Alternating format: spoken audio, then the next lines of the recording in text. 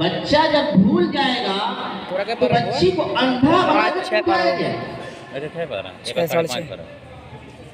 इतना बड़ा इनाम उसे दिया गया था और आज बच्चा उसी कुरान करीम को भूल गया तो उसको इतना बड़ा उठाना पड़ रहा है। अगले साल जिम्मेदार कौन है?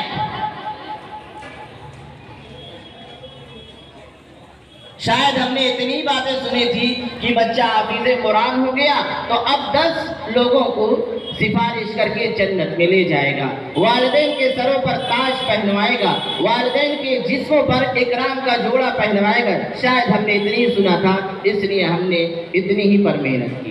बच्चे को टाइम से मदरसे भी भेजा, मारने की जरूरत पड़ी मार करके भेजा, नागा किया तो उस पर भी पिटाई किया, और अगर अच्छा काम किया तो उस पर भी इनाम दिया। सुबह से शाम तक बच्चे की निगरानी करते रहे, हिफाजत करते रहे, मदरसे में खाना भी पहुंचाते रहे वक्त वक्त पर। दुकान को बंद करना पड़ा तो भी पहुंचाया, दुकान को छोड़ना पड़ा तो भी पहुंचाया, अपना नुकसान करना पड़ा तो भी पहुंचाया, लेकिन पहुंचा करके बच्चों को वहां तक हमने ला करके खड़ा कर दिया।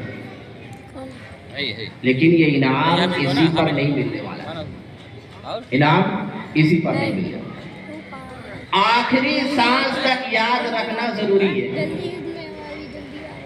आखिरी सांस तक याद रखना जरूरी है। याद रखने के साथ साथ उस पर अमल करना भी जरूरी है। इसलिए बच्चों की एक बड़ी खेत जो तैयार होती है हर साल और फिर वो गायब हो जाती है, उन्हें सोचना चाहिए कि बच्चे आए तो गए कहाँ। मिल गया सर्टिफिकेट जन्नत का, मिल गया, लेकिन उसकी हिफाजत जरूरी है। अगर वो गायब हो गया, अगर वो फट गया, खराब हो गया, तो फिर वो सर्टिफिकेट काम नहीं आएगा, कबूल नहीं किया जाएगा। गायब कैसे होगा, फटेगा कैसे, खराब कैसे होगा? इसी तरीके से होगा।